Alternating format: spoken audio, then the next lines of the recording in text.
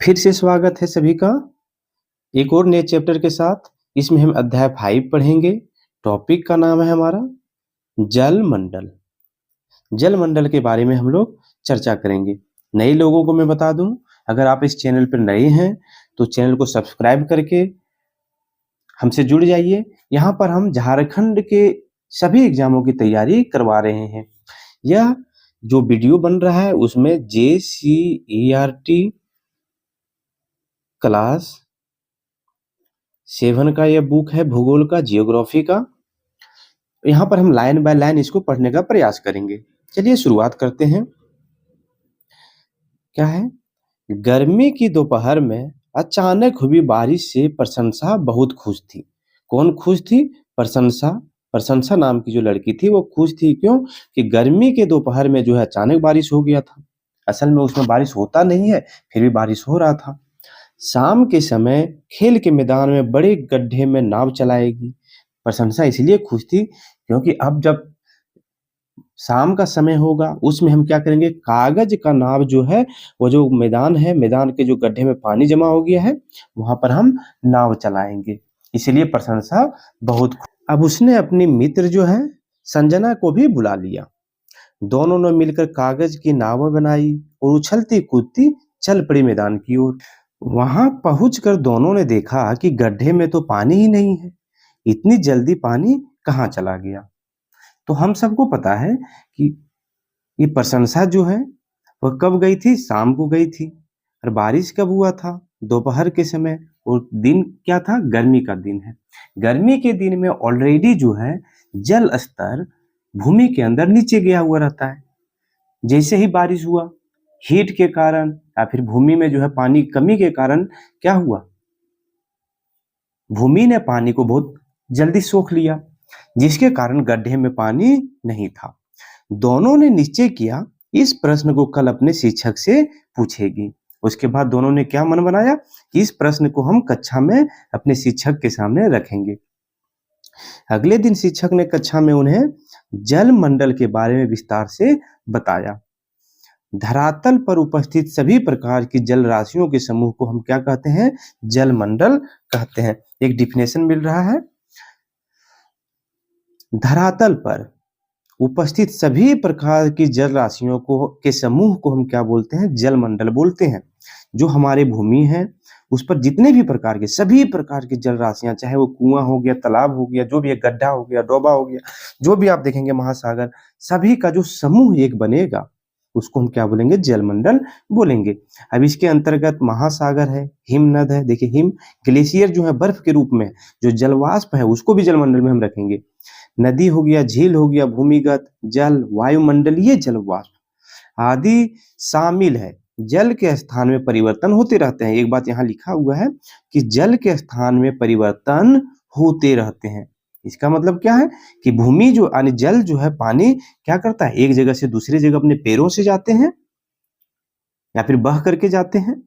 तो जवाब होगा नहीं, यह जो है जल चक्र के थ्रू जाता है। असल में जल जो है बह करके जाते हैं, लेकिन यहाँ जो गड्ढा दिख रहा है वहां से पानी कहाँ गया? भूमि के अंदर चला गया। कुछ जो है जलवाष्प बन गए होंगे। तो ये क्या कारण है जल का एक स्थान से दूसरी जगह पर जाना? तो जल चक्र के कारण, वाटर साइकिल के कारण एक जगह से दूसरी जगह जाते हैं। चलिए चर्चा इस पे हम लोग करते हैं। पृथ्वी पर उपस्थित जल का प्रवाह महासागर, वायुमंडल एवं स्थल के बीच लगातार होता रहता है। पृथ्वी पर जितने भी जल हैं उसका प्रवाह क्या होता है? नदी के थ्रू महासागर में चले गया, या फिर नदी और महासागर के थ्रू किसमें चला गया? वायुमंडल में चला गया, या फिर क्या होगा? भूमि के सूखने के कारण स्थल में चला गया, नीचे चला गया। लगातार होता रहता है। इसे ही हम लोग क्या बोलते हैं? जल चक्र बोलते हैं। यानी एक चक्र जैसा जो है सो क्या बन जाता है? जल का प्रवाह बन जाता है। आगे हम लोग समझेंगे इसको। पृथ्वी पर जो जल आज से हजारों वर्ष पूर्व उपस्थित था वही जल आज भी उपस्थित है। जल कहीं नहीं गए हैं, यहीं पर है। हाँ, सिर्फ उसने क्या किया है? अपना स्थान को परिवर्तित कर लिया है, एक जगह से दूसरी जगह चला गया है, या फिर अपने स्टेट में परिवर्तन कर लिया है। जो पहले जल में था वो जलवाष्प बन गया, हो सकता है वो बर्फ बन गया हो। तो क्या होता है, एक जगह से दूसरी जगह चलता रहता है, हजारों वर्ष से यहीं उपस्थित है। सिर्फ इसका चक्रण होता है रहता है, यानी चक्र जैसा बना हुआ है। कभी यह जल में रहता है, तो कभी जलवाष्प में, तो कभी बर्फ में। सूर्य की गर्मी के कारण जल राशि जलवाष्प में परिवर्तित होकर वायुमंडल में चला जाता है। अब सूर्य की गर्मी जो है उसके कारण क्या होता है, जल राशि जलवाष्प बन जाता है और फिर कहाँ जाता है, वायुमंडल में। जलवाष्प बनने पर क्या होगा, पानी हल्का होगा, यानी जो जलवाष्प बन जाने के बाद, और वो कहाँ चला जाएगा, वायुमंडल में चला जाएगा। तो वायुमंडल में चले जाते हैं, कैसे, सूर्य की गर्मी के कारण। अब सवाल आता है, बहुत बच्चों के मन में यह प्रश्न आएगा कि सर रात में तो सूर्य नहीं रहता है, फिर रात में अगर हम फर्श पर पानी गिराते हैं तो कहाँ चला जाता है। रात में अगर हम अपने कपड़े को धोते हैं और सूखने देते हैं, देखते हैं सुबह तक सूख जाता है, तो वह कहाँ चला जाता है। तो असल में अर्थ पर जो भी गर्मी हम लोग को रहता है वो सारा सूर्य के द्वारा ही आता है। हाँ, सूर्य दिन में जिसमें अपना एनर्जी इंक्रीज कर रहा होता है, निकाल रहा होता है, उसी समय वो उसका गर्मी को अर्थ क्या करता है, स्टोर कर लेता है। और CO2 जैसी गैसें क्या करती है, उस हीट को अर्थ के चारों ओर ट्रैप करने में हेल्प करता है। और क्या होता है, उसी गर्मी के थ्रू जो भी जल रात में जल वाष्प में परिवर्तित होते रहते हैं। अब देखिए क्या है, वायुमंडल में चला जाता है, यहाँ तक है। अब जलवाष्प ठंडा होकर के संघनित होता है एवं बादलों का रूप ले लेता है। अब क्या होगा, सबसे पहले सूर्य की गर्मी से जल राशि में कौन कौन से आ जाएंगे, आपके महासागर हो गए, जो भी है जहां पे जल था वह क्या होगा, जलवाष्प में सबसे पहले परिवर्तित होगा, जलवाष्प में। और जलवाष्प में परिवर्तित होकर के वो क्या होगा, ऊपर जाएगा, ऊपर आगे बढ़ता जाएगा, और ऊपर आगे बढ़ करके संघनित हो जाएगा। संघनित मतलब हो जाना, क्या मतलब, ठंडा हो जाना। जो जलवाष्प हीट होकर के भाप बना था, वही जब ऊपर जाके ठंडा बने हो जाएगा, तो क्या होगा, ठंडा होने के कारण फिर से वह वर्षा की बूंद जैसा इस तरह से बन जाएगा, छोटा छोटा बूंद। अब यही शामिल होकर के क्या बनाएगा, बड़े बड़े बूंद में बन जाएगा। और जब बड़े बड़े बूंद होगा तो यही वर्षा के थ्रू नीचे अर्थ पर फिर गिर जाएंगे। क्यों, क्योंकि जब यह एक जगह से दूसरे मॉलिक्यूल से मिलने के बाद भारी हो जाएगा, तो भारी होने के बाद क्या होगा, अपना वजन खुद नहीं सह पाएगा और फिर वो अर्थ पर नीचे गिर जाएगा। तो किन किन रूप में नीचे गिरता है, सबसे पहले वर्षा, फिर ओला के रूप में, और हिमपात के रूप में, यानी बर्फ भी गिरता है, उसके रूप में भी गिरते हैं। ओस के रूप में भी रात में गिरते हैं, ओस के रूप में भी रात में वापस धरातल पर लौटता है। ठीक है, यहाँ पे देखिए एक चित्र दिया गया है, इस पे हम देखने का प्रयास करेंगे। सबसे पहले देखिए यहाँ से, यह समुद्र है, समुद्र से क्या होगा, जल वाष्पीकृत हुआ, सबसे पहले वाष्प बना, वाष्पीकरण होने के बाद ये धीरे धीरे जो है सो कहाँ चला गया, आसमान में चला गया। ऊपर जाने के बाद वहां पर क्या हो गया, ऊपर में जो है क्या होता है, वायुमंडल ठंडा रहता है। हमने बताया है कि अगर 160 मीटर ऊपर जाएंगे तो 1 डिग्री सेल्सियस कम हो जाएगा तापमान, इसी तरह और आगे जाएंगे तो और डिग्री सेल्सियस कम हो जाएगा तापमान। 1 किलोमीटर ऊपर जैसे जाएगा, 1 किलोमीटर 1000 मीटर, तो 6.5 डिग्री सेल्सियस क्या होगा, तापमान कम हो जाएगा। तो ऊपर जाकर के तापमान कम होने के बाद क्या होगा, संघनित हो जाएगा, और संघनित होकर के क्या हो जाएगा, बादल बनेंगे। और बादल में बनने के बाद बरसन जो है, जो भी बादल बना वह फिर से पुनः जो है क्या होगा, वर्षा के रूप में नीचे गिरेगा। चाहे वो मैदानी भाग में अगर गिरा तो फिर से देखिए नदी तो जल स्रोत में जाएंगे, कहीं भी गिरेगा वो कहीं ना कहीं जो है जल स्रोत में जाएंगे ही जाएंगे। अगर जल स्रोत में नहीं गया और अगर यह भूमि उसको सोख लिया, तो फिर हम लोग क्या करते हैं, कुआं के थ्रू, चापाकल के थ्रू उस पानी को बाहर निकालते हैं और उज में लेते हैं, और फिर वह वाष्पित होकर के ऊपर चला जाता है। हमारी पृथ्वी एक थलशाला की तरह है। थलशाला एक बंद कांच के बर्तन की तरह होता है जिसमें छोटे पौधे रखे जाते हैं। इनको अधिक जल की आवश्यकता होती है। क्या बोल रहा है कि हमारी पृथ्वी क्या है, एक थलशाला है। अब थलशाला के बारे में बताया गया है। थलशाला मतलब क्या, भूमि का एक घर हो गया, उसी तरह का है पृथ्वी हमारा। जहां पर एक एग्जांपल देकर के बताया है कि कांच का एक आप बर्तन लीजिए और उसमें जो है छोटे छोटे पौधे लगा दीजिए, तो क्या होगा, उस पौधे में वाष्प की जरूरत पड़ेगी, वाष्प की नहीं, पानी की जरूरत पड़ती रहेगी।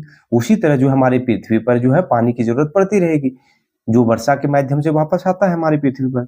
यही बोला गया है। अब जो है पृथ्वी पर जल का वितरण यहाँ पर दिया गया है कि जल का वितरण यानी जल कहाँ कहाँ पर है पृथ्वी पर, किस किस रूप में है, किसी किस जगह पर कितने परसेंट मौजूद है, उसके बारे में बताया गया है। पहला महासागर है जिसमें 97.3% है, जो सभी क्या है नमक के रूप में यानी लवण के रूप में है। इसको हम लोग ऊज में नहीं ले सकते, पी नहीं सकते, खारा पानी है। हिमानी जो है वो 2.0% है। हिमानी मतलब क्या, हिम में बर्फ के रूप में जो है 2.0% जो है बर्फ के रूप में, चाहे उत्तरी पोल पर साउथ पोल पर है, नॉर्थ पोल पर है, चाहे हिमालय वाले क्षेत्र में है, ठंडे प्रदेश में, वहां सभी जो है किसमें है आपका 2% बर्फ के रूप में है। और 0.68% भूमिगत जल के रूप में है, जो हम लोग झारखंड भारत के रूप के क्षेत्रों में अधिकतर उपयोग में लाते हैं। और झीलों का अलवण जल यानी झील जो है, झील में कितने परसेंट है, तो 0.09% जो है झील में है, जो हम लोग पी सकते हैं, अलवण जल है यानी पीने लायक। उसके बाद है स्थलीय जब समुद्र एवं नमकीन झीलें, उसमें भी 0.09% है। 0.009% यह है कौन सा, स्थल पर जो समुद्र है और जो नमकीन झील है उसमें। वायुमंडल में यानी जल वाष्प में जो है 0.0019% है, और नदी जो है उसमें सिर्फ 0.001% है। ठीक है, सोचिए हम लोग कितना उपयोग करते हैं पीने लायक। ये देखिए भूमिगत जल हो गया, ये बना रहे हैं ग्राफ हम, उतना ही हम लोग उपयोग करते हैं। ये दोनों हो गया, वायुमंडल का तो नहीं ले सकते हैं, और ये अलवण जल है, इतना परसेंट हम लोग यूज करते हैं। देखिए धरातल की सतह के नीचे उपस्थित जल को हम भूमिगत जल कहते हैं। भूमि के नीचे जो जल है उसको हम क्या बोलेंगे, भूमिगत जल बोलेंगे। अब है पृथ्वी पर जल का वितरण, इस पे चर्चा करेंगे। यहाँ पे फिगर से हमने समझ लिया। प्रशंसा और संजना की बात को समझाने के लिए शिक्षक ने बच्चों को पृथ्वी पर जल के वितरण के बारे में समझाया। वही प्रशंसा और संजना जो शुरू में इसका नाम आया था। पृथ्वी पर उपस्थित जल की कुल मात्रा का लगभग 2.7% स्वच्छ जल के रूप में है, सिर्फ 2.7%। जल का 97.3% भाग लवणीय जल के रूप में है, यानी जो पीने योग्य नहीं है, जो कहां पर है, महासागर और समुद्रों में है। पृथ्वी पर जल के वितरण को तालिका में प्रदर्शित किया गया है। इस प्रकार हम पाते हैं कि पृथ्वी पर उपलब्ध कुल जल का लगभग 97% भाग महासागरों में और केवल 3% भाग महाद्वीपों में उपस्थित है। ठीक है, महाद्वीप जल में भी 2% अंटार्कटिका एवं अन्य ऊंचे पहाड़ पर्वतों पर हिम नदी के रूप में है। शेष 1% जल ही नदी में है, नदी, और सिर्फ 1% जल नदी और भूमिगत जल झीलों तालाबों में उपलब्ध है, जो मनुष्य पादप एवं अन्य जीवों के उपयोग में आता है। समझ रहे हैं, सिर्फ 1% जल ही हम लोग क्या करते हैं, उपयोग में ला पाते हैं, बाकी उपयोग लायक जल नहीं है, उसको हम लोग को पीने के लिए स्वच्छ करना पड़ेगा, तभी हम लोग उसको पी सकते हैं। एक फिगर दिया गया है, अगर हम इसको 100% माने, जिसमें 97.3% जल कौन सा है, पीने लायक नहीं है। ठीक है, महासागर में क्या है, महासागर में 1%, हिम के रूप में 2%, भूमिगत जल 3%, मतलब तीसरा यहाँ पर ये दिखाया गया है कि महासागर 1 नंबर को, ये मानिए इस कलर को आपको देखना है महासागर के रूप में। चलिए देखिए इस चार्ट को आपको देखना है, इस कलर, ये वाला कलर देखिए, यहाँ पर जो दिखेगा वो महासागर का जल दिखाया गया है। अगर एक कलर देखेंगे सेकेंड नंबर में, तो इस कलर को हम किस में देखेंगे, तो ये हिम के रूप में है, बर्फ के रूप में है। ये कलर जहां भी आपको इस चार्ट में दिख रहा है वो भूमिगत जल है, देखिए ये वाला। और ये कलर जहां दिख रहा है वो झीलों का अलवणीय जल है, यहाँ तो दिख भी नहीं रहा है, इतना पतला है। और ये स्थलीय जो है ये भी नहीं दिख रहा है इस फिगर में, बहुत कम मात्रा में है। वायुमंडल का भी बहुत कम मात्रा में है, और नदियों में भी बहुत कम मात्रा में है। आगे है, 1 मिलियन घन मीटर को 1 अरब लीटर पानी होता है। 1 मिलियन घन मीटर में अगर मापेंगे तो 1 अरब लीटर पानी होता है। आगे, प्रति 1000 ग्राम जल की मात्रा में उपलब्ध लवण की मात्रा को लवणता कहते हैं। याद रखेंगे क्या बोला गया कि अगर आप 1 लीटर प्रति 1000 ग्राम जल की मात्रा में उपलब्ध लवण की मात्रा को लवणता कहते हैं। बोला गया है कि अगर आप समुद्र से 1 लीटर 1 लीटर जो है अगर जल निकालते हैं तो उसमें आपको पता चलेगा कि 35 ग्राम जो है आपको उसमें नमक निकल रहा है। अगर इसको आप बॉयल करेंगे इस पानी को तो जो बचेगा वो 35 ग्राम क्या बचेगा, सिर्फ नमक बचेगा। वही बोला गया है कि समुद्री जल की लवणता 35 ग्राम प्रति 1000 ग्राम जल है। ठीक है, तो 35 ग्राम आपको लवण मिलेगा, इतना ज्यादा लवणीय है। अब एक यहाँ पे क्रियाकलाप दिया गया जिसके थ्रू आप समझ सकते हैं हमारे कितना जरूरी है हम लोग की लाइफ में पानी का। एक बाल्टी में 2 लीटर जल लीजिए, एक बाल्टी में 2 लीटर जल लीजिए।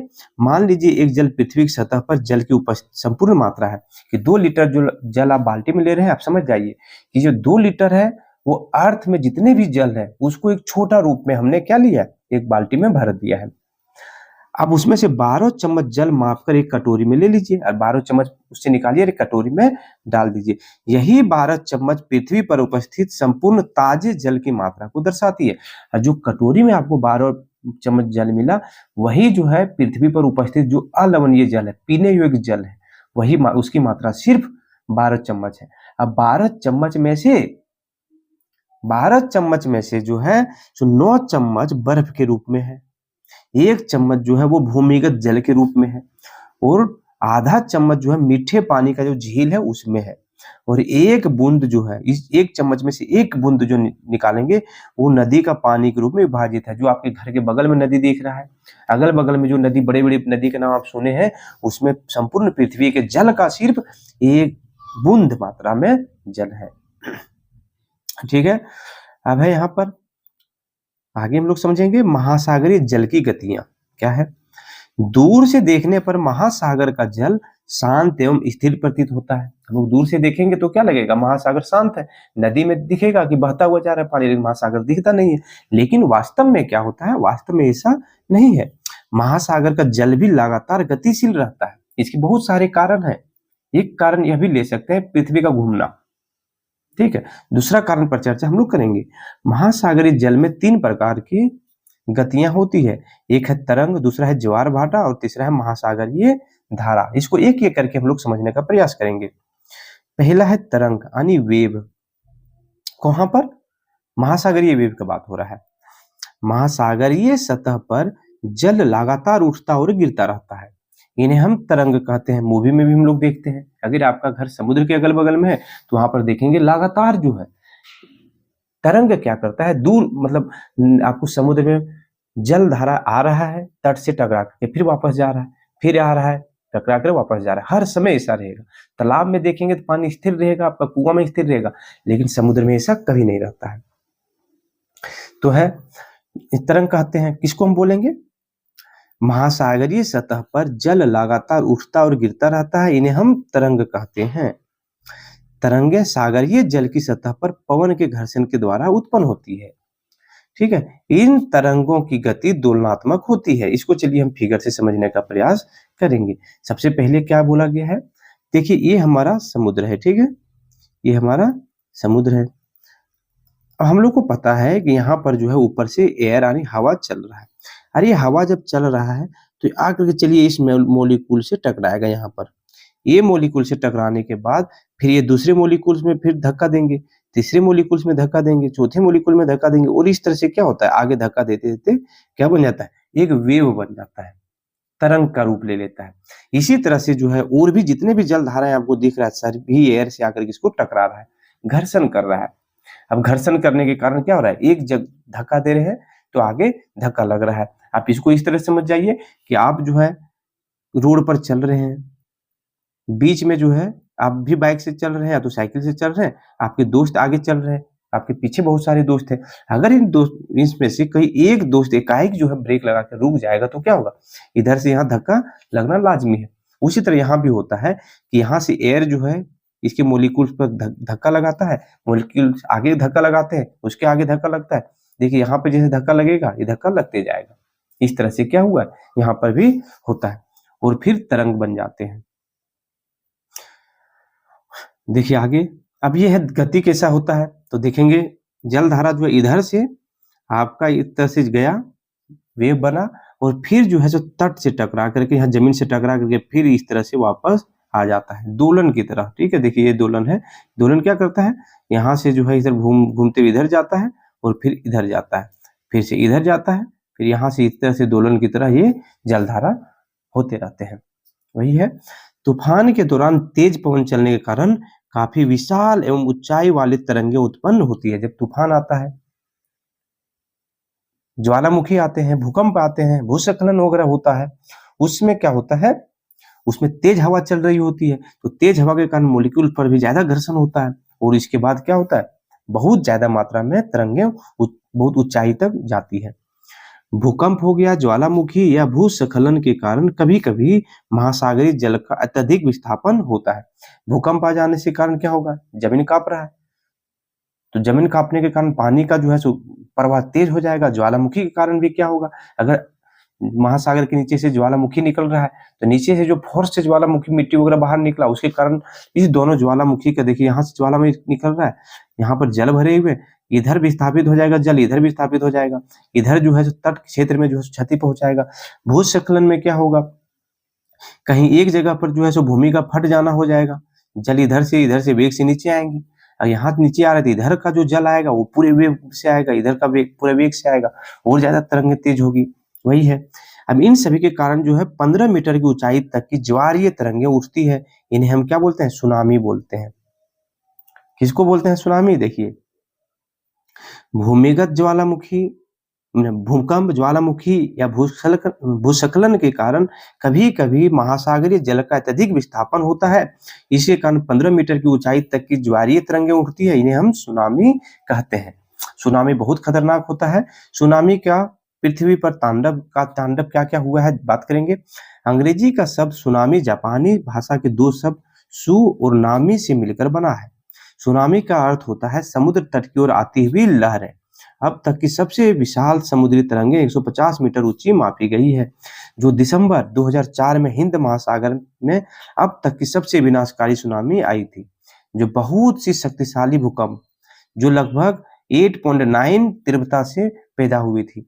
इस सुनामी के कारण हिंद महासागर के कई द्वीप डूब गए थे। सुने, जिसमें वहां पे सुनामी आया था 150 मीटर ऊंचाई तक का आया था, दिसंबर 2004 में हिंद महासागर में आया था। उस समय जो है कहां पर, भारत में भी बहुत सारा नुकसान हुआ था, इंडोनेशिया में नुकसान हुआ था, फिर श्रीलंका में नुकसान हुआ था।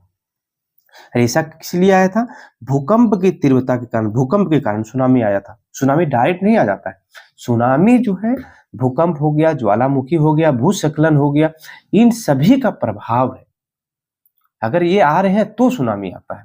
ठीक है भाई, हिंद महासागर के जो तटीय देश है, तटीय देश यानी हिंद महासागर से जो सटा हुआ जो देश है, जैसे भारत हो गया, इसमें लगभग 2,80,000 लोग मारे गए थे। सोचिए कितना भयंकर आया हुआ था।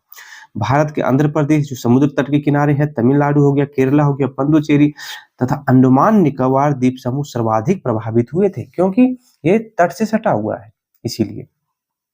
फिर सन 2007 में भी सुनामी से लड़ने के लिए भारत ने अपनी सुनामी पूर्व सूचना तंत्र विकसित किया है। कब, 2007 में सुनामी से लड़ने के लिए भारत ने अपना सुनामी पूर्व सूचना तंत्र विकसित किया है। इससे बचाव के लिए अंतर्राष्ट्रीय सुनामी चेतावनी तंत्र भी विकसित किया गया है। इससे भूगर्भीय गतिविधियों का अध्ययन किया जाता है। तटवर्ती भागों में वृक्ष लगाकर समुद्री तरंगों के वेग को कम किया जा सकता है। सुनामी के प्रभाव को हम चित्र में देख सकते हैं। देखिए क्या बोला गया कि भारत ने इन सभी का नुकसान देखने के बाद 2007 में क्या किया, सुनामी से लड़ने के लिए सुनामी तंत्र बनाया गया। यानी सुनामी अगर आने वाले हैं तो उसके पहले ही जो है आपको पता चल जाएगा, किसके किस तरह से, भूगर्भीय गतिविधियों के कारण, अर्थ के अंदर क्या क्या गतिविधि हो रहा है उसे पता चला कि अगर मान लीजिए ज्वालामुखी आया या तो भूकंप अगर आए, तो भूकंप आया तो उसका दुष्प्रभाव हमेशा सुनामी आएगा ही, तो उसके पहले ही जो है सो आपको रेडियो से, टीवी से और किसी माध्यम से जो क्या कर दिया जाएगा, सचेत कर दिया जाएगा। किसको, जो तटीय इलाके में है। अगर तटीय इलाके से अब 5 किलोमीटर भी दूर अगर चले गए तो जान की हानि नहीं होगी, चाहे माल की हानि हो सकती है, जो भी आपके सामान है, जो समुद्र के किनारे हमने नाव लगाए हुए हैं, अपना घर वगैरह बनाए हुए हैं, उसका नुकसान होगा, लेकिन जान तो बच जाएगा आपका। तो यही है, ठीक है। अब देखिए यहाँ पे समुद्री तरंगे, महासागरीय तरंगे हैं और सुनामी लहरें हैं। जब महासागरीय तरंगे उठती हैं तो छोटा छोटा धीरे धीरे उठ रहा है, लेकिन जब सुनामी तरंगे उठती है देखिए 15 फीट तक, 15 मीटर तक ऊपर उड़ जाता है। अब एक है दूसरा में ज्वार भाटा, इस पे चर्चा करेंगे हम लोग। क्या है? महासागरीय जल का ऊपर उठना और गिरना ज्वार भाटा कहलाता है। महासागरीय जल का ऊपर उठना और गिरना ज्वार भाटा कहलाता है। अगर यहाँ पर गौर करेंगे तो यहाँ पर भी आपको लगेगा कि सर यहाँ भी तो सुनामी और महासागरीय तरंग में जो है सो जल ऊपर और नीचे उठ रहा है, तो अंतर है, यहाँ पर वेव के थ्रू उठ रहा है। ठीक है, चलिए यहाँ पर क्या अंतर हो सकता है? देखिए ज्वार भाटा की इसमें बताया गया है, जब सागरीय जल ऊपर उठकर तट की ओर बढ़ते हैं तो उसे हम ज्वार कहते हैं, तथा सागरीय जल नीचे गिरने और तट से दूर जाने को हम भाटा कहते हैं। ऐसा दिन में 2 बार निश्चित समय पर होता है। ज्वार भाटा याद रखेंगे, ये है आपका तट, ठीक है, समुद्र तट है, ये तट यहाँ पर जमीन है, जहां पर देखिए तट है, ये पहले जो है सो हर समय यहां तक जल आता है तरंग के माध्यम से, तरंग उठा यहां तक आता है, लेकिन दिन में 2 बार ऐसा जरूर होता है जब यहां से आने के बाद ये जल जो है सो इस तरह तट से टकराता है, दूर तक जाता है, मान यहाँ तक चला गया, ऊपर थोड़ा और चढ़ गया। 2 बार ऐसा जरूर होता है दिन में। तो ऐसा क्यों होता है? तो इसका रीजन है ज्वार भाटा के कारण, तो उसी पर हम चर्चा करेंगे। होता यह है, सूर्य और चंद्रमा की शक्तिशाली गुरुत्वाकर्षण बल के कारण महासागरों में ज्वार भाटा आते हैं। ज्वार की उत्पत्ति के लिए प्रमुख उत्तरदायी कारकों में चंद्रमा का पृथ्वी के नजदीक होना है, जबकि सूर्य पृथ्वी से काफी दूर होने के कारण ज्वार की उत्पत्ति में बहुत ही छोटा योगदान दे पाता है। क्या कहना है? देखिए यहाँ पर इस फिगर से आप समझ सकते हैं। चलिए यहाँ समझाने का प्रयास करेंगे। यह है आपका, ये है आपका पृथ्वी, ठीक है, अर्थ है, और ये मून जो आपको दिख रहा है ये चारों तरफ चक्कर लगा रहा है, चारों तरफ चक्कर लगा रहा है। चारों तरफ चक्कर लगाने के क्रम में मून क्या करता है, दिन में 2 बार, देखिए इस तरह से पैराबोला जैसा है ना, दिन में 2 बार, देखिए यहाँ पर एक बार डिस्टेंस कम हो जाएगा, एक बार और कहीं से डिस्टेंस आपको दिन में 2 बार कम आपको दिखेंगे। जब मून जो है, मान लीजिए यहाँ पर आया मून, तो क्या होगा, मून के पास भी अपना गुरुत्वाकर्षण बल है, तो वह अर्थ को अपनी ओर खींचने का प्रयास करेगा, अर्थ को अपनी ओर खींचने का प्रयास करेगा। ठीक है, तो अर्थ बहुत विशाल है, अर्थ को तो खींच नहीं पाएगा, तो क्या करेगा, जो समुद्र में जो है जल है उसको अपनी ओर खींचने का प्रयास करेगा। और वही खींचने के क्रम में क्या होता है, जहां पर पहले यहां पर जल था, जब मून का गुरुत्वाकर्षण बल लगा तो जल को खींच करके कहां ले गया, तट के ऊपर तक ले आया। और फिर जो है सो चांद के रोटेशन के बाद ये वाला क्या होगा, फिर वापस यहाँ पर आ जाएगा। और ऐसा दिन में 2 बार होता है, वही यहाँ पर बोला गया है। एक चीज और है, बोला गया है कि सन के द्वारा भी जो है अर्थ पर ज्वार भाटा आते हैं, तो ये बहुत कम मात्रा में आ पाता है, क्योंकि अर्थ से जो है सूर्य बहुत दूर है, उसका गुरुत्वाकर्षण बल का प्रभाव जो है सो अर्थ पर तो हो सकता है, लेकिन उसके पानी पर नहीं हो पाता। ठीक है, यहाँ पे देखिए आगे एक होता है बृहत ज्वार, बृहत यानी बड़ा ज्वार। क्या होता है, देखिए पूर्णिमा और अमावस्या के दिन सूर्य, चंद्रमा और पृथ्वी तीनों एक सीध में होते हैं, तो दोनों की आकर्षक शक्ति एक साथ मिलकर काम करती है। इस समय सबसे ऊंचे ज्वार उत्पन्न होते हैं, इस ज्वार को बृहत ज्वार हम कहते हैं। अब यहाँ पे फिगर पर फिर आइए,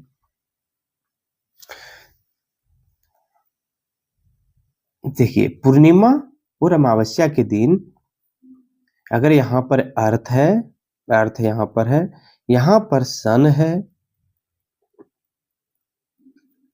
और यहाँ पर मून आता है, ये मून हो गया, ये अर्थ हो गया, ये सन है आपका।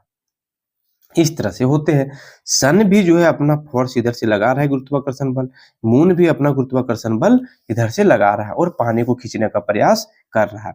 तो इस कंडीशन में क्या होता है, इस कंडीशन में ज्वार भाटा जो है बहुत बड़े बड़े बनते हैं। क्या होता है, मतलब दूर तक जाता है, ये जो है जहां पर पहले यहां तक जाता था अब बढ़ करके यहां तक जा रहा है। ये 2 बार होता है, अमावस्या और पूर्णिमा के दिन। क्यों? क्योंकि ये देखिए तीनों सिद्ध में रहते हैं, इसीलिए। एक होता है लघु ज्वार, यह कब होता है, प्रत्येक महीने के कृष्ण पक्ष एवं शुक्ल पक्ष की अष्टमी को सूर्य, चंद्रमा और पृथ्वी मिलकर समकोण बनाते हैं। इस समय सूर्य और चंद्रमा के आकर्षण बल एक दूसरे के विपरीत कार्य करते हैं। इसके कारण लघु का ज्वार का अनुभव होता है। अब बोल रहा है कब था? कृष्ण पक्ष और शुक्ल पक्ष के दिन। कृष्ण पक्ष और शुक्ल पक्ष के दिन देखिए इस तरह से होता है। ये हो गया अर्थ है आपका, ये हो गया यहाँ पे सन, और यहाँ पर क्या बन गया? यहाँ पे है मून आपका। ठीक है, अगर ये यहाँ पे खींचने का प्रयास कर रहा है तो ये भी फोर्स इसको खींचने का प्रयास कर रहा है, और ये इसको भी खींचने का प्रयास कर रहा है। तो इससे क्या हो रहा है कि यहाँ पर बल जो है ज्यादा नहीं लग पा रहा है। जो भी फोर्स यहाँ पे लगा रहा है सन के फोर्स के कारण ये निष्क्रिय हो जा रहा है। देखिए जो भी मून फोर्स लगा रहा है खींचने के लिए, सन का भी गुरुत्वाकर्षण बल लग रहा है, इस कारण यह फोर्स निष्क्रिय हो जा रहा है। इधर सन लगाएगा तो इधर मून के फोर्स के कारण ये निष्क्रिय हो जाता है, इस कारण लघु ज्वार बनते हैं। अब है ज्वार भाटा का महत्व हम समझेंगे, क्या क्या महत्व है। समुद्र में होने वाले परिवहन को नौ संचालन कहते हैं। समुद्र में जो भी परिवहन होता है, परिवहन मतलब हम लोग नाव वगैरह जो चलाते हैं, एक जगह से दूसरी जगह जाते हैं, उसको क्या बोलते हैं? नौ संचालन हम लोग बोलते हैं, यानी नाव का चलाना बोलते हैं। उच्च ज्वार नौ संचालन में सहायक होता है। उच्च ज्वार यानी बड़ा जो ज्वार होता है वो नौ संचालन में सहायक होता है। कैसे? उच्च ज्वार के समय नदियां के मुहाने पर पानी की गहराई बढ़ जाती है, जिससे जहाजों को नदी बंदरगाह तक पहुंचाने में सुविधा होती है। याद रखेंगे, कोलकाता का बंदरगाह जो हुगली नदी पर है उच्च ज्वार पर आश्रित है। इस तरह से समझिए क्या हुआ होता है। देखिए अब समुद्र है, यहाँ पे समुद्र है, ठीक है, समुद्र है। यहां से आकर के कोई नदी जो है इस तरह से जुड़ा हुआ है। यहाँ पर हमारा हुगली बंदरगाह है। क्या है? कोलकाता बंदरगाह जो हुगली नदी पर है, कोलकाता बंदरगाह है।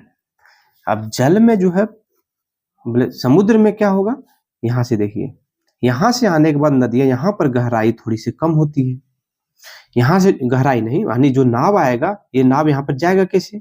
यहाँ पर तट भाग में जो है जो थोड़ा सा गहराई कम होता है। गहराई कैसे कम होगा? आप समुद्र के किनारे जाइए, देखिए जहां पर आप खड़ा रहेंगे, जहां से पानी देख रहे हैं, वहां तो जमीन का भाग है, वहां गहराई रहेगा ज्यादा, या फिर दूर में गहराई रहेगा, तो वहां पे कम गहराई रहेगा।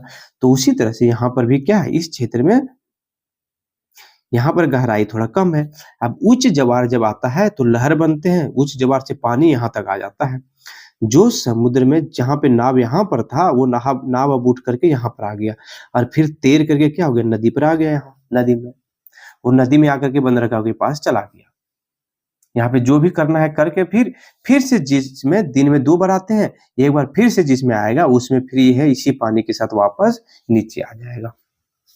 समझ रहे हैं? तो यही यहाँ पे बोला गया है। तो याद रखेंगे, हुगली का कोलकाता का जो बंदरगाह है हुगली नदी पर है, वो उच्च ज्वार पर आश्रित है, यानी उच्च ज्वार आना बंद हो जाएगा तो ये कोलकाता बंदरगाह भी बंद हो जाएगा। दूसरा है उच्च ज्वार नदियों के मुहाने में जमा होने वाले तल छट को अपने साथ बहाकर ले जाते हैं। अब क्या होता है, यहाँ पे क्या कहना है कि तट क्षेत्र में मान लीजिए हम लोग घूमने गए, दिन के समय में घूमने गए, वहां पर जितना गंदा करना था हम लोग कर दिए, शाम को जो है सो उच्च ज्वार आया, वो क्या करेगा? उन सभी को बहा करके कहाँ ले जाता है? दूर ले जाता है। उसी तरह उच्च ज्वार के दौरान मछलियां तट के नजदीक आ जाती है, जिससे मछुआरे को सुविधा होती है। उच्च ज्वार जिसमें आएंगे उसमें तरंग भी तेज होगा, मछलियां को बहा करके क्या करता है? तट की ओर ले आता है, और जब पानी बाहर चले गए अंदर तो क्या होगा? मछलियां वो जमीन पर ही रह जाती है, तो उच्च ज्वार के कारण। अगला देखिए, महासागर के कुछ स्थानों पर ज्वार भाटे से जल में होने वाले उतार चढ़ाव का उपयोग विद्युत ऊर्जा उत्पादन में भी किया जाता है। इस प्रकार की ऊर्जा को हम ज्वारीय ऊर्जा कहते हैं। कभी कभी क्या होता है, उच्च ज्वार के कारण क्या होता है, कभी कभी विद्युत ऊर्जा भी हम लोग बनाते हैं। पानी को ट्रैप कर लिए एक जगह पे फंसा करके, और फिर उसी को फिर समुद्र के जिसमें जाएगा, समुद्र में वापस तेजी से उससे टरबाइन घूमेगा और विद्युत ऊर्जा उत्पन्न होगा। ये बहुत कम हो पाता है, लेकिन इस तरह से होता है। चौथा है, कई स्थानों पर उच्च ज्वार के समय सागर जल में समुद्र तट के किनारे निम्न भूमि में जमा कर दिया जाता है। इसका उपयोग नमक बनाने के लिए किया जाता है। उच्च ज्वार आएगा, एक जगह आप खेत बना दीजिए नमक का, तेजी से चलिए, यहाँ पे समुद्र है, यहाँ पे खेत आप बनाए हुए हैं, पानी यहीं तक आ पाता है, लेकिन जिसमें उच्च ज्वार आएगा यहाँ से बहा करके आपका पानी कहाँ ले जाएगा? पानी यहाँ पे ही खेत में ले आएगा। यहाँ पे पानी ट्रैप हो गया, अब यहाँ पर आप नमक बना लीजिए, वही है। यहाँ पर देखिए लघु ज्वार का ये फिगर है और बृहद ज्वार भाटा का यहाँ पर ये फिगर है, ठीक है। कहने का मतलब है ये देखिए, चांद अगर यहाँ भी होता तब भी जो है उच्च ज्वार ही आते, यहाँ चांद यहाँ पे मून होता तब भी उच्च ज्वार ही आते, क्योंकि कहा जाता है कि मून के विपरीत जगह पर भी वो फोर्स लगाता है। मून जो है इधर वाला भी फोर्स लगाएगा खींचने के लिए, लेकिन अगर सिद्ध में है तो ये सूर्य का भी और इसका भी ये जो है प्रभाव लगा रहा है। किससे, कब होता है ये, तो ये होता है पूर्णिमा के समय पर। अब है महासागरीय, महासागरीय धारा यानी ओशियन करंट क्या होता है उस पर समझेंगे। महासागर की सतह पर निश्चित दिशा में, देखिए महासागर की सतह पर निश्चित दिशा में निश्चित रूप से बहने वाले जल धाराओं को हम महासागरीय धारा कहते हैं। महासागरीय धारा वास्तव में महासागर में बहती हुई एक नदी के समान होता है। अब क्या होता है, जैसे हम लोग पढ़े थे एक बार कि स्थानीय पवन, यानी किसी एक स्थान में बहने वाले पवन को हम लोग स्थानीय पवन बोलते हैं। वो पवन हर जगह नहीं होता है। उसी तरह महासागरीय सतह पर जो होता है ना, एक निश्चित दिशा में हर समय नियमित रूप से बहने वाला जो जल होता है उसको महासागरीय धारा कहते हैं। अब महासागरीय धारा दो प्रकार के होते हैं, एक उष्ण धारा और एक होता है शीत धारा, यानी गर्म धारा और ठंडी धारा। उष्ण धारा जल धारा जो है भूमध्य रेखा के निकट उत्पन्न होती है तथा ध्रुवों की ओर प्रवाहित होती है, जबकि ठंडी जल धारा ध्रुव एवं उच्च अक्षांशों से भूमध्य रेखा की ओर प्रवाहित होती है। गल्फ स्ट्रीम, ब्राजील धारा ब्राजील धारा, उत्तरी अंटार्कटिका प्रवाह आदि गर्म, फॉकलैंड धारा आदि ठंडी धाराएं हैं। गर्म धाराओं का तापमान सामान्य से कम होता है। महासागरीय जल धारा को हम दिखा सकते हैं 5.8 फिगर में। देखिए कहा गया है कि महासागरीय धारा एक निश्चित दिशा में बहने वाली जल धारा है। ये क्या है, ठंडे प्रदेश में जो है ठंडे जल धारा बहेगी और गर्म प्रदेश में गर्म जल धारा बहेगी। वही यहाँ पर बोला गया है कि कौन सा है। देखिए उष्ण जल धारा जो है यानी गर्म जल धारा भूमध्य रेखा के निकट उत्पन्न होती है, क्योंकि भूमध्य रेखा पर सन का जो है गर्मी हर समय पड़ता है, इसलिए वहां गर्म होती है और जल धारा वहां पे गर्म बहती है। उसके बाद ध्रुव की ओर, ध्रुव तो ठंडा होता है, प्रवाहित होती है कहाँ से गर्म भूमध्य रेखा से ध्रुव की ओर प्रवाहित होती है। उसके अलावा जबकि ठंडी जल धारा जो है ध्रुव या उच्च अक्षांश से भूमध्य रेखा की ओर प्रवाहित होती है। उसी तरह बोला गया है कि ठंडा जल धारा जो है वो भूमध्य रेखा की ओर प्रवाहित होती है। इसको और आगे डिटेल से पढ़ेंगे, जिसमें हम इसके बारे में पढ़ेंगे उस समय, मतलब आगे क्लास में या तो नेक्स्ट चैप्टर में ही आपको मिल जाएगा। वहां पर हम लोग पढ़ेंगे जल धारा के बारे में, फेरल के नियम के बारे में पढ़ेंगे। उसमें पता चलेगा कि भूमध्य रेखा पर जो है जल धाराएं किधर बहती है, कौन सी दिशा में बहती है। वो सन अर्थ की रोटेशन के कारण भी होता है या फिर हीट के कारण भी होता है, उस पर हम लोग चर्चा करेंगे। तो ये सब चीजें हैं धारा। जबकि कैलिफोर्निया धारा, लेब्राडोर धारा जो है, फॉकलैंड धारा आदि ठंडी जल धाराएं हैं। गर्म धाराओं का तापमान सामान्य से कुछ ज्यादा, ठंडी जल धारा का तापमान सामान्य से कम होता है। ठीक है, यहाँ पर देखिए बहुत इंपॉर्टेंट है, जानने योग्य बातें। अल नीनो और ला नीना भी महासागरीय धाराएं हैं, जिसका प्रभाव प्रशांत महासागर के तटीय देशों की जलवायु यहाँ तक कि भारतीय मानसून पर भी पड़ता है। अल नीनो और ला नीनो ये दोनों महासागर धाराएं हैं, जो कौन, एक ठंडी जल धारा है, एक गर्म जल धारा है। अब इसका प्रभाव जो है जो महासागर के तटीय देश है उस पर पड़ता है, इस पर चर्चा करेंगे हम लोग। देखिए यहाँ पर महासागरीय जल धारा प्रशांत महासागर में जो है गर्म जल धारा, यूरेशिया, भूमध्य रेखा और पूर्वी ऑस्ट्रेलियन में। ठंडी जल धारा जो है कैलिफोर्निया, ओशिया और क्यूराइल में। इसके अलावा अगर हिंद महासागर का बात करें तो गर्म जल धारा कहाँ कहाँ बहता है, तो मोजाबिक धारा हो गया, अगुलहास धारा और विषुवत, ये विषुवत धारा। इसी तरह से वो आगे धाराएं हैं, जहां भी महासागर जौन से महासागर है उस जगह के स्थान पर भी धाराओं के नाम रखे गए हैं। अब महासागरीय जल धाराओं का प्रभाव क्या है उस पर चर्चा करेंगे। महासागरीय धाराओं के क्या प्रभाव है सोचिए। महासागरीय धाराएं किसी क्षेत्र के तापमान को प्रभावित करती है। गर्म धाराओं से स्थलीय तट का तापमान अधिक तथा ठंडा धाराओं से तापमान कम हो जाता है। अब बोल रहा है महासागरीय धारा के कारण जो है अगर गर्म जल धारा है तो वहां का तापमान भी गर्म हो जाएगा, और ठंडे महासागरीय धाराएं हैं तो तापमान क्या हो जाएगा, ठंडा हो जाएगा। उसी तरह है सेकंड नंबर का, जिस स्थान पर गर्म एवं ठंडी जल धाराएं मिलती है वह स्थान विश्व का सर्वोत्तम मत्स्य क्षेत्र माना जाता है। उत्तरी अंटार्कटिका महासागर तथा जापान के तट पर इस प्रकार की मछली का अत्यधिक अधिक उत्पादन होता है। बोला गया कि जिस जगह पर गर्म जलधारा और ठंडी जलधाराएं बहती है मिलती है, वह मछली उत्पादन के लिए सर्वोच्च स्थान के रूप में माना जाता है। ठीक है, वहां पे बहुत ज्यादा मछलियां मिलेगी। इसके अलावा वहां पर दोनों धाराएं मिलने के कारण आपको जल वाष्प की मात्रा ज्यादा दिखती है, धुआं जैसा आपको हर समय देखने को मिलता है। तो दो एग्जाम्पल दिए गए, जापान के तट और एक उत्तरी अंटार्कटिक महासागर में। तीसरा है गर्म और ठंडी धाराओं के मिलन से घना कोहरा उत्पन्न होता है, जैसा कि बताए, जिससे नौ संचालन में बाधा पहुंचती है। चौथा है गर्म जल धाराएं अपने साथ जलवाष्प लेकर चलती है, जिसके कारण इसके प्रभाव वाले तटीय क्षेत्रों में वर्षा होती है। गर्म जल धाराएं क्या करती है, अपने साथ जलवाष्प भी लेके जाती है। अब गर्म कीजिए पानी को, देखिए ऊपर में जो है आपको भाप उड़ता हुआ दिखेगा। उसी तरह गर्म जल धारा जो है, वहां पर गर्म है पानी तो जलवाष्प भी ज्यादा बनता है, और जलवाष्प तट के क्षेत्र में आता है, वहां पे ठंडा होता है, तो क्या होता है, बारिश होने लगती है। ठीक है, तो ये चैप्टर यहीं पे समाप्त होता है। उम्मीद है आप सही से समझ गए होंगे। आप चैनल पर नए हैं तो चैनल को सब्सक्राइब करके अपने दोस्तों में भी जो है शेयर कर दीजिए। सब्सक्राइब करने का कोई भी फी नहीं लगता है, सिर्फ आपके सब्सक्रिप्शन से प्रोत्साहन हमको मिलता है नए वीडियो बनाने के लिए। ठीक है, धन्यवाद। फिर से मिलते हैं।